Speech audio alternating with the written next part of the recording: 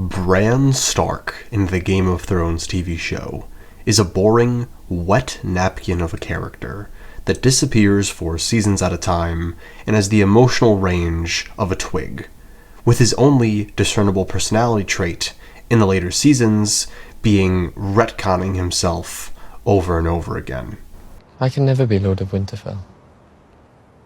I can never be Lord of anything. I'm the three-eyed raven. Why do you think I came all this way? And unfortunately, because he is so mischaracterized in the TV show, and a lot of people were furious with the fact that he ended up on the Iron Throne, even though that's exactly what is going to happen in the books as well, there are a lot of people who hate Bran, and don't give him a fair chance in the books. And to me, that is just a damn shame, because Bran Stark is one of my favorite characters in the entire series. The first part of Bran's character that I absolutely adore is the way in which his chapters are immediately linked to the magic of the world like no other. In the TV show, Bran just climbs the tower for funsies and is pushed out of it, and he just kind of wakes up at the end of the next episode. But in the books, there is this whole extended dream sequence in which Bran meets the three-eyed crow for the first time and has his powers awakened. Bran dreams that he's been falling for years, trapped in this endless drop through darkness. A voice keeps whispering for him to fly, but all Bran can do is fall. Then a crow appears, spiraling down with him, telling him not to cry, but to fly. As he plummets, Bran begins to see visions. Shadows with terrible faces, a knight made of golden armor, a giant of stone filled with thick black blood. He looks further and sees the free cities, Vaes Dothrak, Ashai, and finally north to the Wall. He sees his brother Jon lying pale and cold. Beyond that he sees nothing but endless snow, ice, and death. The crow presses him. Now you know why you must live, because winter is coming. When Bran looks again, he sees the crow's third eye, full of terrible knowledge. The ground below is no longer just earth. It's jagged spires of ice, and bones and skulls with dreamers impaled on them. Terrified, Bran hears his own small voice ask, "Can a man still be brave if he's afraid?" And his father's voice answers, "That is the only time a man can be brave." At that moment, the crow tells him, "Fly or die." And while death is reaching up for him, Bran finally spreads his arms and soars. The air lifts him, the sky opens, and he cries out that he's flying. But then the crow stabs him between the eyes with its beak. Burning pain explodes in his forehead, and the vision is torn apart. Bran then wakes in Winterfell, weak and dizzy, with the spot between his eyes still burning. A direwolf then leaps onto his bed, his pup, but bigger now. Its yellow eyes shine like the sun, and its warmth wraps around him. And then when Robb bursts into the room, Bran strokes the wolf calmly and says, "His name is Summer." So what simply was Bran asleep, then awake in the TV show, is this incredibly expansive dream sequence, in which Bran sees not only across the world, but gets hints of what's to come in the future. He sees the others, he sees his brother dead at the Wall, he sees the places that Daenerys will visit in Essos, and to put it simply, this quick and beautiful chapter tells the reader that Bran, more than any other character, is incredibly important and magical. And while he's still kind of magical in the show, it's a dumbed down version, where he just mainly wargs into summer. While Bran's third chapter in Book 1 has him going on this expansive, mind-opening, prophetic dream in which he sees across the land and across time. It's genuinely incredible and really sets the tone for the remainder of Bran's story. Now, Bran spends the remainder of Book 1 and Book 2 at Winterfell, and I will admit that while these chapters are necessary, they are a bit slow. But in terms of his magical development during this time, his bond with Summer grows, and he finds himself working into Summer on accident and during the night more frequently, calling them wolf dreams. And he starts having more prophetic dreams as well, such as one where he dreams Reek is skinning his face, or one where he dreams a golden man pushing him from a tower. But after Winterfell falls to the Boltons at the end of A Clash of Kings, Bran's story really spikes in terms of intrigue, because this is when he begins his long journey to Bloodraven's Cave, far north of the Wall. And along this path is where we see the character of Bran start to take a darker and much more magical path. While stopping during a massive storm at an abandoned and eerie village, some men set up camp near Bran and company, and while this wouldn't necessarily be a problem, because Hodor is scared by the thunder, he begins to scream. And Bran, needing him to stop, decides to break a taboo of skin changing, and jumps into Hodor's skin. Lightning slashed the sky, and Hodor whimpered. Then a clap of thunder rolled across the lake. "Hodor," he roared, clapping his hands over his ears, and stumbling in a circle through the darkness. "Hodor, Hodor, Hodor." "No," Bran shouted back. "No Hodoring." It did no good. Hodor moaned Hodor. Mira tried to catch him and calm him, but he was too strong. He flung her aside with no more than a shrug. "Hodor," the stable boy screamed, as lightning filled the sky again. And even Jojen was shouting now, shouting at Bran and Mira to shut up. "Be quiet," Bran said, in a shrill, scared voice, reaching up uselessly for Hodor's leg, as he crashed past, reaching. Hodor staggered and closed his mouth. He shook his head slowly from side to side, sank back to the floor, and sat cross-legged. When the thunder boomed, he scarcely seemed to hear it. The four of them sat in the dark tower, scarce daring to breathe. "Bran, what did you do?" Mira whispered. "Nothing." Bran shook his head. "I don't know. But he did. I reached for him, the way I reached for Summer. He had been Hodor for half a heartbeat, and it scared him." And Bran's final line about this moment being "it scared him" is very telling of what this truly means. We find out in the prologue of A Dance with Dragons that skin changing into another person is a vile and abominable act, something so vile that it's never meant to be practiced. We see Varamir Sixskins try and skin change into a person at the end of his prologue, and it ends with this horrifying moment of two people tearing apart a physical body while having a spiritual war for its soul. It ends with this woman biting off her own tongue and then becoming another. But the reason this woman is able to fend off Varamir is because she is aware to an extent of what is happening, and is a reasonable enough person to make it difficult for someone to take over her mind. But Bran doesn't have this issue with Hodor, probably because he's simple-minded. While Hodor's body is strong, his mind is broken, and it would be very easy for a talented and powerful skin changer like Bran to take over Hodor. So to put it simply, Bran, whether he understands what he's doing or not, is abusing and taking advantage of a weak and terrified Hodor. And I say taking advantage of, because after this moment, he continues to skin change into Hodor and desires to do it. And this is part of what scares Bran in this moment.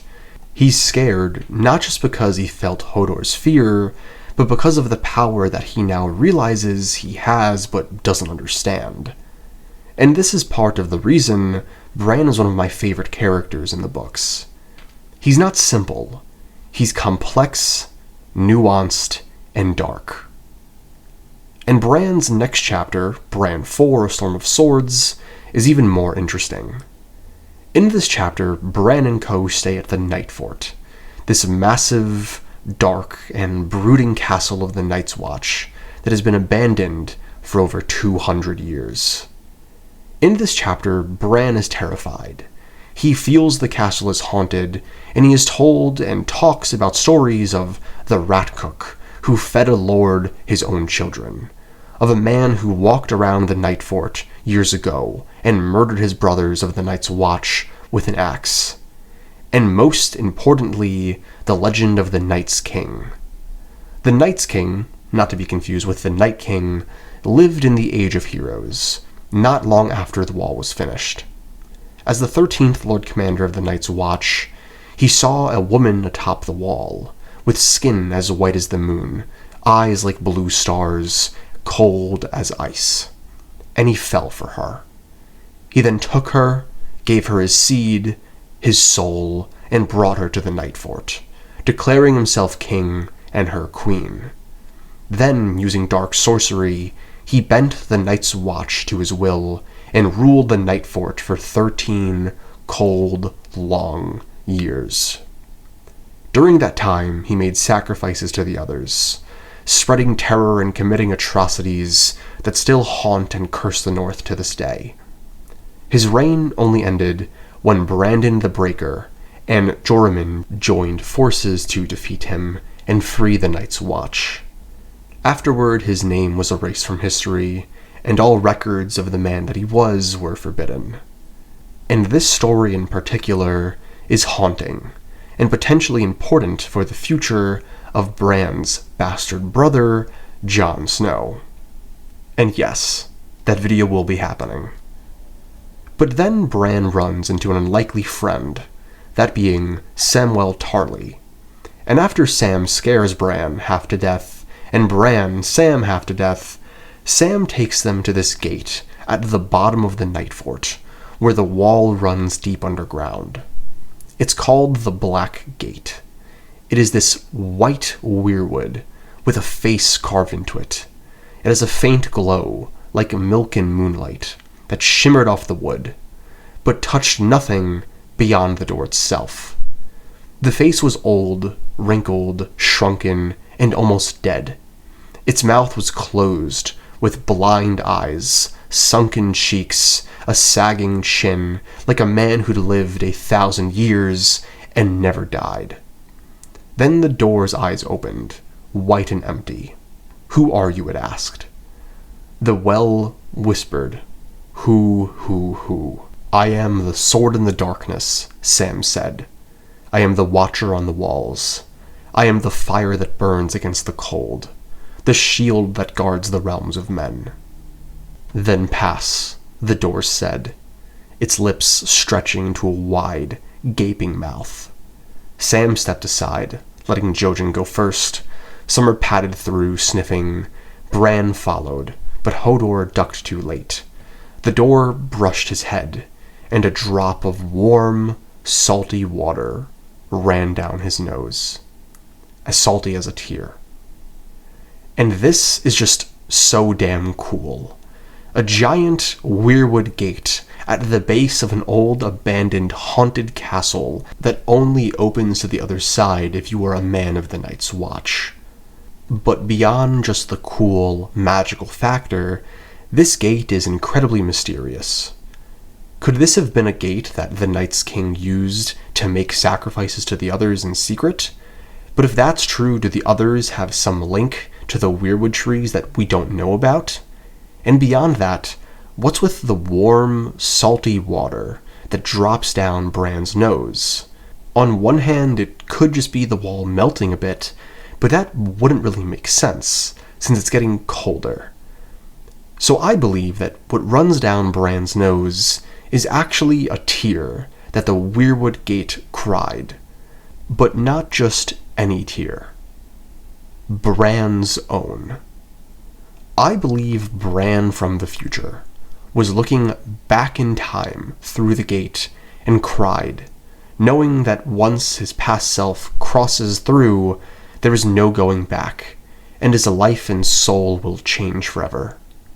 He could also be crying because maybe seeing Hodor after his sacrifice in the future hold the door moment, and seeing him might just be too much for Bran to handle emotionally. And this is another crux of why this character is so fantastic.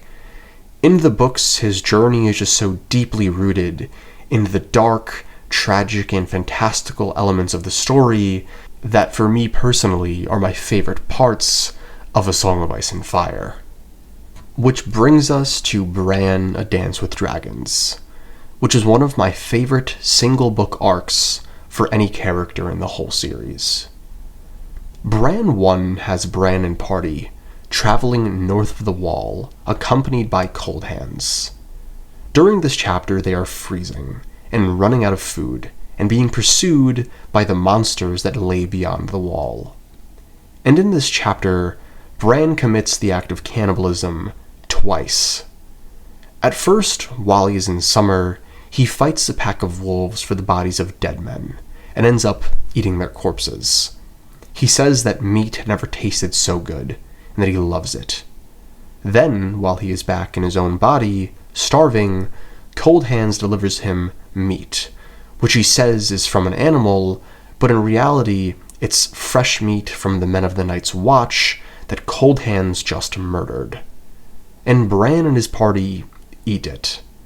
But after realizing what has happened, and noticing that Cold Hands is actually some type of human, zombie, undead, other hybrid, the party understands that they have just stepped into hell itself, and it's only going to get worse, since now they have to put their faith in the monster that is Bloodraven. And now is a good time to note that what makes Bran's chapters, specifically in A Dance with Dragons, so incredible is they are dark beyond belief. The times of the young boy dreaming of being a knight are gone, and have been replaced with chapters that read more like horror than traditional fantasy that stars a young protagonist. Now the next chapter has Bran and co. finally arriving at the Three-Eyed Crow's cave. And no, Jojen does not die 10 feet from the entrance, and in this chapter, Bran lays his eyes on the horrifying figure that is the Three-Eyed Crow. Before them sat a pale lord in rags, dreaming in a throne of tangled roots, a weirwood nest cradling his withered body, like a mother holding a dying child. He was skeletal and rotted. Bran first thought him a corpse, long dead and swallowed by the roots. His skin was white, except for a bloody blotch creeping up his neck.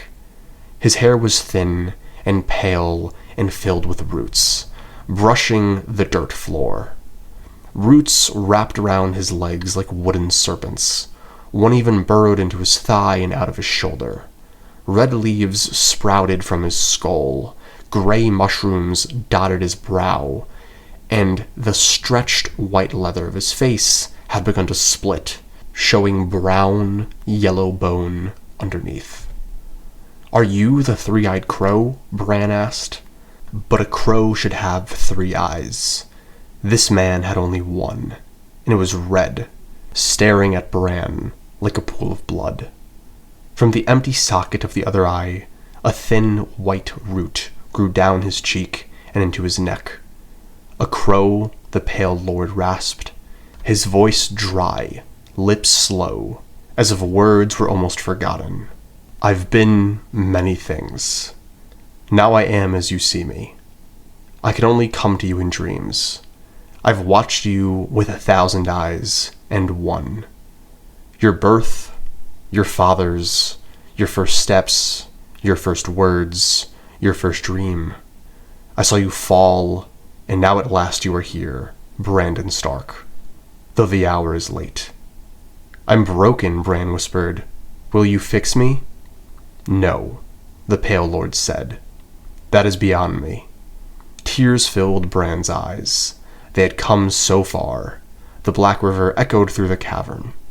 "You will never walk again, Bran," the pale lips promised. "But you will fly." And with that description alone, I hope you can understand the magnitude of the difference between the Three-Eyed Crow in the show versus the books. Bloodraven in the books, at this point, is something out of a body horror book, and it's incredible. And Bran's arc thus far is capped off with what is, in my opinion, one of George R.R. Martin's greatest chapters, that being Bran 3, A Dance with Dragons. Bran 3 is incredible. The chapter opens with Bran exploring the cave through summer in Hodor, and finding out about the seemingly endless Black River that flows through Bloodraven's cave. During this chapter, Jojen seems to be mourning the loss of his own life, and stares off like a man on death's door. This is important because during this chapter, Jojen disappears from the story, and shortly after, Bran is given this weird, veiny, and bloody weirwood paste that is heavily theorized to be Jojen Reed. Since immediately after being given the paste, Bran's northern powers are amplified to an incredible degree, and we know that human sacrifice is something that the northern gods, in the books, are fans of. Bran is also told by Bloodraven that if he links to the weirwood roots, he can see through time, through the trees, and so he does. Through the heart of Winterfell, Bran sees his father, Eddard, and wonders if he cries, will the tree cry as well? The crow then warns him that the past could not be changed, and then Bran sees a multitude of realities. He sees his young father praying, head bowed, for his sons to grow close and for his lady wife to forgive.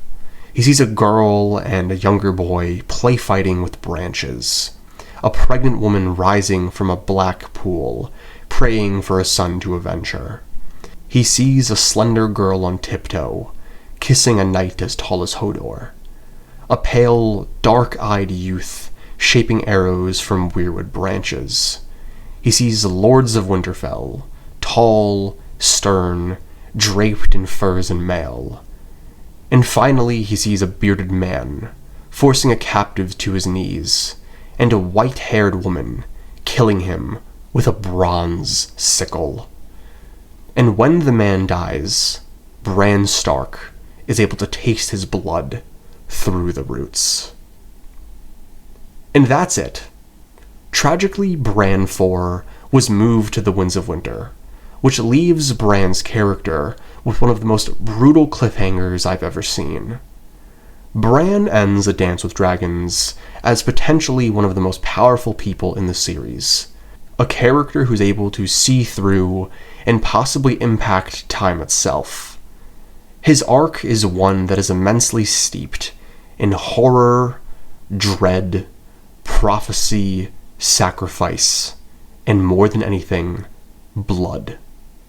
The real Bran isn't some shapeless, colorless, wet napkin of a character, but a fully realized spin on the typical young fantasy protagonist that will leave you more terrified and intrigued than you ever imagined possible.